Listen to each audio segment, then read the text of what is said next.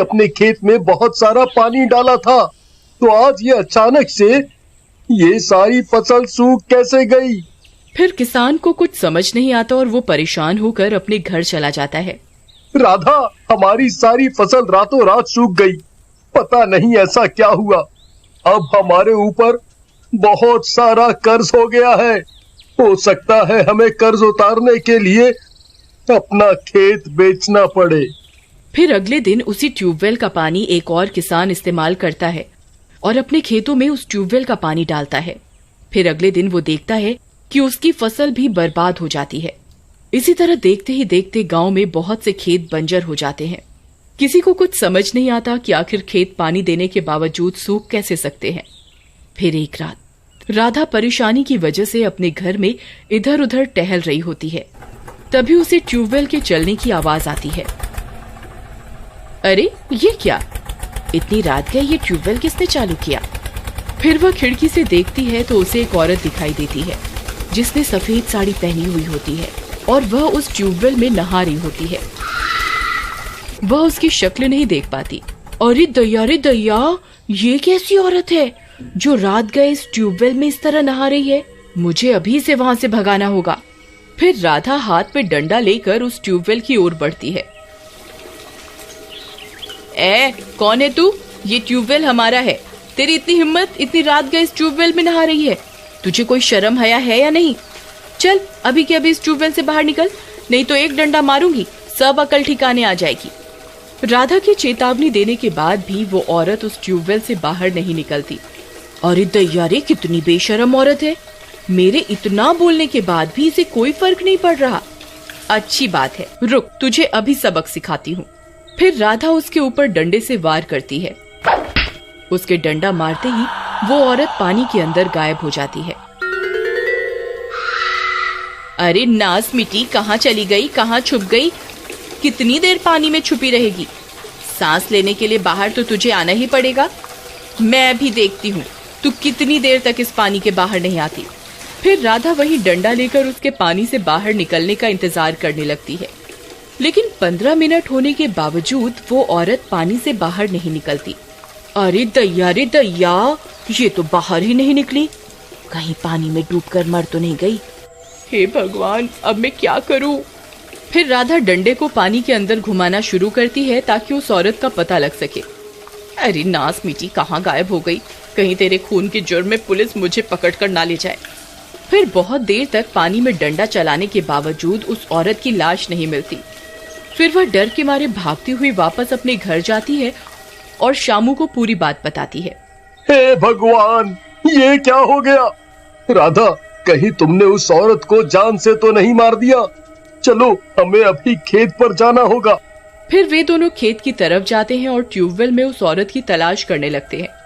वे दोनों ट्यूबवेल पर खड़े होकर डंडे से उस औरत को तलाशते हैं, लेकिन उस औरत का कोई नामो निशान नहीं मिलता।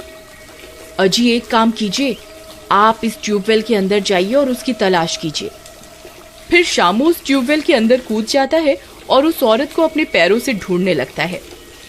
अजी, ये पैरों से क्या तलाश रहे हो जी? पानी के अंदर जाके क्यों नहीं तलाश करते?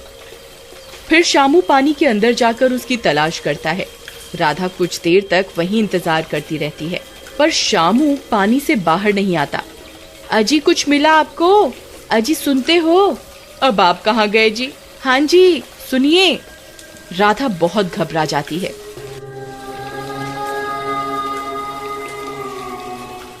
हे भगवान, अब ये कहाँ रह गए? अरे मर गई रे, अब तो बहुत देर हो गई। ये इतनी देर बिना सांस लिए कैसे जिंदा रहेंगे? अरे मर गई रे। अजी, सुनते हो? आप कहाँ हो? मुझे अभी किसी को मदद के लिए बुलाना होगा। फिर राधा भागती हुई जाती है और सरपंच का दरवाजा खटखटाती है। अरे सरपंच जी, सुनिए, जल्दी बाहर आइए ना, मैं तो बहुत बड़ी मुसीबत में फंस गई हूँ। अरे क्या हुआ राधा, तुम इतनी घबराई हुई क्यों हो? क्या हुआ? फिर राधा सरपंच को पूरी बात बताती है। ऐसा कैसे हो सकता है? उस ट्यूबवेल की गहराई तो मात्र 4 फुट ही है, भला उसमें कोई कैसे डूब सकता है? चलो मेरे साथ, मैं अभी देखता हूँ कि आखिर माजरा क्या है। फिर सरपंच अपने साथ कुछ गांव वालों को लेकर ट्यूबवेल की ओर चल देता है और कुछ ही देर में वे सब वहाँ पहुँच जाते हैं। हरिया, जरा ट्यूबवेल में जाके देखो तो क्या गड़बड़ है। फिर हरिया ट्यूबवेल में उतर जाता है। तभी अचानक से हरिया भी ट्यूबवेल के अंदर डूब जाता है और बाहर नहीं आता। उस ट्यूबवेल से डरावनी डरावनी आवाजें आने लगती हैं। अरे मर गई रे सरपंच जी, अब ये हरिया कहाँ रह गया? इतनी देर हो गई, ये बाहर क्यों नहीं आया अब तक? अरे हरिया, तुम कहाँ हो? हरिया, हरिया, क्या तुम मुझे सुन सकते हो? हरिया, अरे कमबख्त, कहाँ मर गया? बाहर क्यों नहीं निकलता? कालू, बहुत देर हो गई, हम और इंतजार नहीं कर सकते, नहीं तो बिना सांस के हरिया मर जाएगा। तुम जल्दी ट्यूबवेल में जाओ और उसे बाहर निकालो, कहीं वह बेहोश ना हो गया हो। सरपंच जी, रामू को बोल दीजिए ना, मुझे थोड़ा जुकाम हो रहा है और पानी भी ठंडा होगा। रामू, अभी के अभी इस ट्यूबवेल में जाओ और हरिया को बाहर निकालो।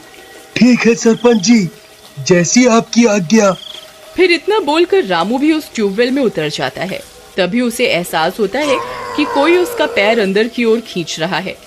अरे अरे मर गए रे, कौन है भाई, कौन है जो मुझे अंदर खींच रहा है? अरे सरपंच जी, मेरी मदद करो, कोई मुझे इसके अंदर खींच रहा है। छोड़ छोड़ छोड़। फिर देखते ही देखते रामू भी उस ट्यूबवेल के अंदर डूब जाता है और गायब हो जाता है।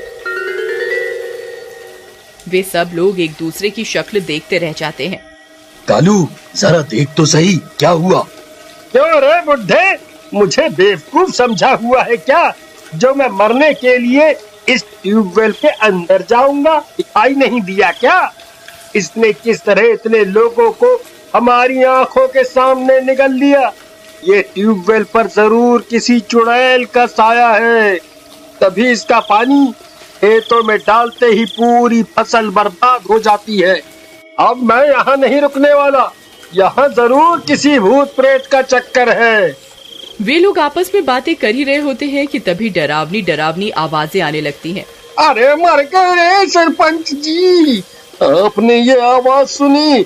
ये जरूर उसी चुड़ैल की आवाज है जो लोगों को इस ट्यूबवेल के अंदर खींच रही है। अब मैं यहाँ एक पल भी नहीं रुकने वाला। अरे भागो रे भागो, ये ट्यूबवेल तो लोगों को जिंदा ही निगलता जा रहा है। अरे सरपंच जी, आप कहाँ भाग रहे हैं? अरे रुकिए, मेरे पति का क्या होगा? अरे रुकिए ना, आप तो गांव के सरपंच हैं। अगर आप इस तरफ भाग जाएंगे तो गांव की रक्षा कौन करेगा? ये भूत प्रेत का चक्कर है, मैं इसमें कुछ नहीं कर सकता। अरे भागो रे भागो भागो। हे भगवान, अब मैं क्या करूं, इन्हें कैसे ढूंढूं? फिर राधा उदास होकर वहीं उस ट्यूबवेल के पास बैठ जाती है। तभी एक मनचला वहाँ से गुजरता है। अरे वाह वाह, इतनी रात गए इतनी सुंदर स्त्री यहाँ क्या कर रही है? अजी सुनिए, आप यहाँ इतनी रात में क्या कर रहे हो जी? आपको डर नहीं लगता? और आप इतने उदास क्यों हो? मुझे बताओ, मैं आपकी परेशानी दूर कर देता हूँ। नहीं नहीं, कुछ नहीं, आप जा सकते हैं, मैं ठीक हूँ। अरे ऐसे कैसे? अब तो मैं आपको अपने साथ लेकर ही जाऊंगा। हाँ। फिर इतना बोलकर वह मनचला उसका हाथ पकड़ लेता है और उसके साथ जबरदस्ती करने लगता है। चल चल मेरे साथ चल। अरे ये मैं किस मुसीबत में फंस गई। अच्छा बाबा ठीक है, मैं तुम्हारे साथ चलती हूँ, लेकिन मेरी चप्पल इस ट्यूबवेल में गिर गई है, जरा वो तो निकाल दो। ले, इतनी सी बात, अभी निकाल देते हैं। फिर जैसे